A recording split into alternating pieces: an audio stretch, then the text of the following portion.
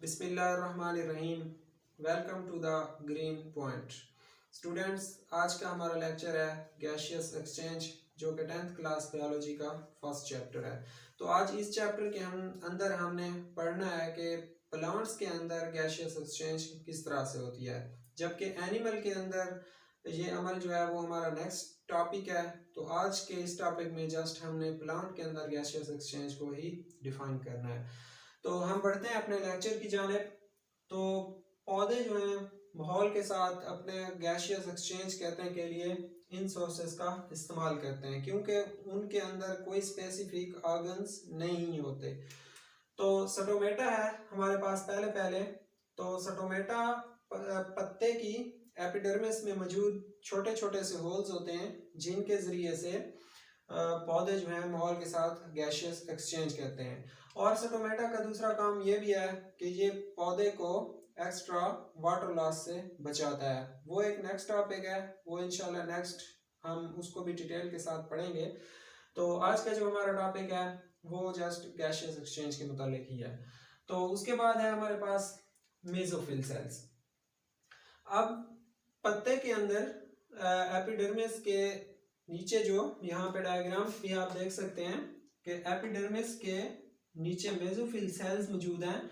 इनके जरिए से भी प्लांट जो है गैसों का तबादला माहौल के साथ करते हैं। उसके बाद क्यूटिकल।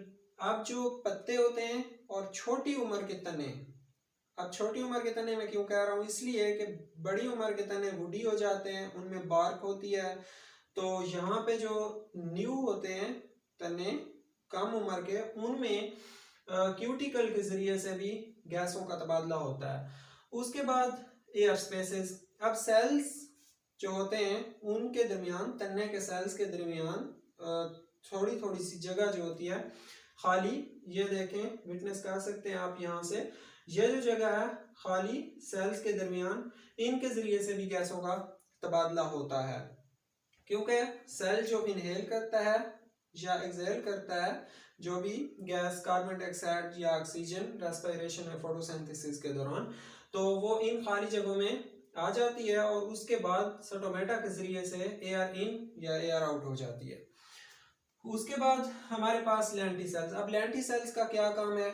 अब लेंटी सेल्स जो वुडी प्लांट होते हैं जिनके तने भारी हो जाते हैं, तो उनके ऊपर एक हार्ड किस्म की बार्क होती है। तो उन बार्क में मौजूद सेल्स को हम लेंटी सेल कहते हैं। उसके ऊपर हल्के से उभार होते हैं, जिनके जरिए से तने और वो दरख्त जो हैं अपना माहौल के साथ गैसों का तबादला करते हैं। तो अब इस चीज का हमें फर्क पता होना चाहिए कि क्यूटिकल और लेंटी सेल्स। क्यूटिकल कम उम्र के पौधों में होते हैं, तनों में, और जो लेंटी सेल्स होते हैं ये वुडी प्लांट्स के अंदर मौजूद होते हैं। अब आप डायग्राम को भी आप देख सकते हैं, ये क्यूटिकल है जो कि पत्ते की सबसे ऊपर वाली सतह है, पत्ता समझ लें या तना। उसके बाद अपर एपिडर्मिस, उसके नीचे मेसोफिल सेल्स, ये क्यूटिकल्स, मेसोफिल सेल्स और स्टोमेटा। ये क्या करते हैं? पौधे को हेल्प करते हैं माहौल के साथ गैसों का तबादला करने के लिए।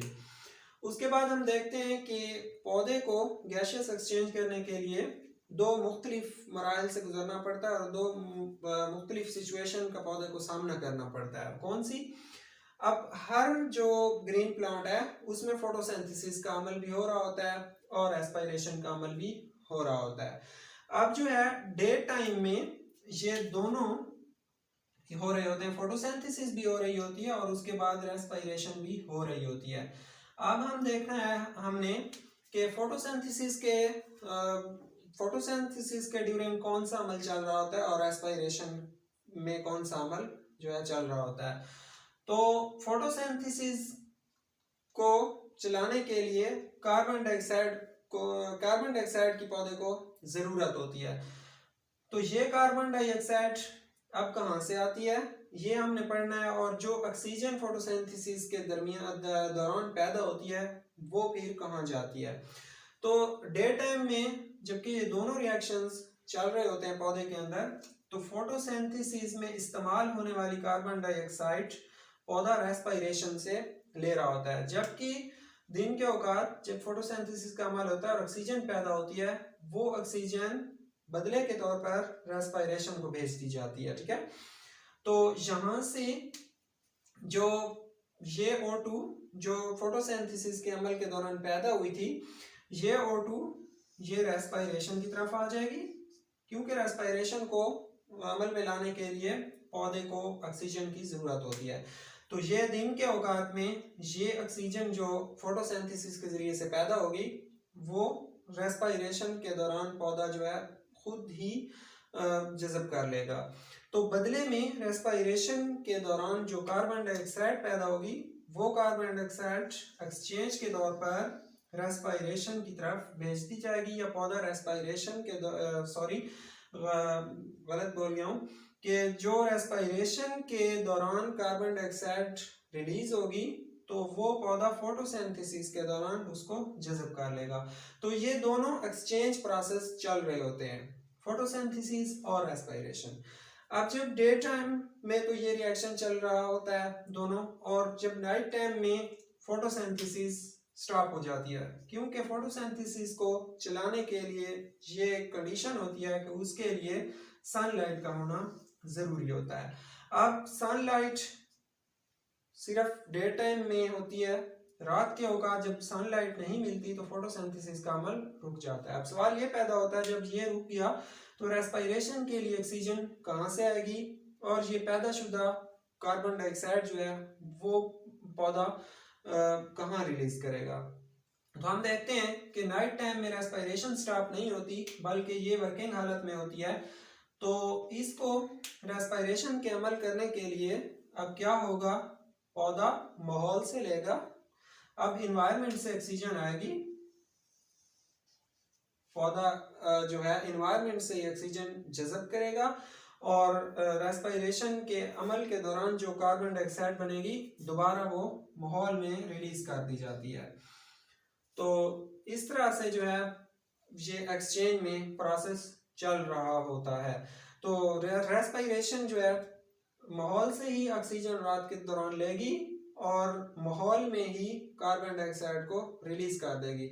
तो इसलिए कहा जाता है कि जहाँ पे क्लस्टर ऑफ ट्रीज हों या ज़्यादा ट्रीज हों, तो वहाँ पे रात के औकात नहीं सोना चाहिए, क्योंकि वहाँ पे हमें सफोकेशन का या ऑक्सीजन की कमी का सामना करना पड़ सकता है।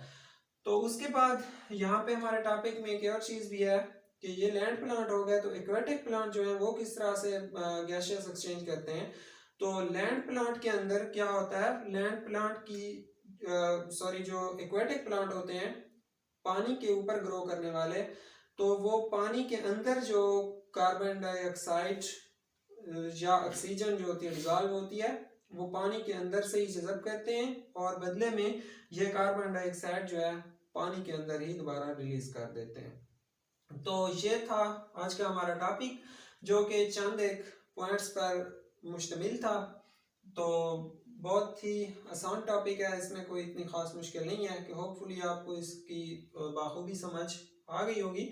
तो आप डायग्राम की तरफ थोड़ा देख लेते हैं।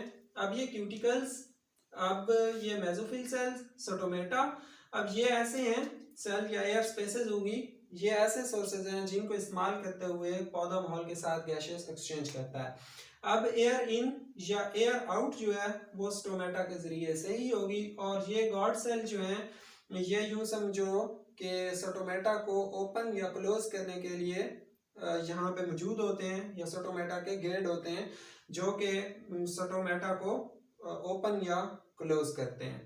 तो ये था आज का हमारा टॉपिक। होपफुली कि आपको टॉपिक की बखूबी समझ आ गई होगी। तो बायोलॉजी के मुतालिक मज़ीद बहुत कुछ जानने के लिए हमारे साथ जुड़े रहिए, और हमारे चैनल का नाम जो है ज़हन नशीन कर लीजिए द ग्रीन पॉइंट। अल्लाह हाफिज़।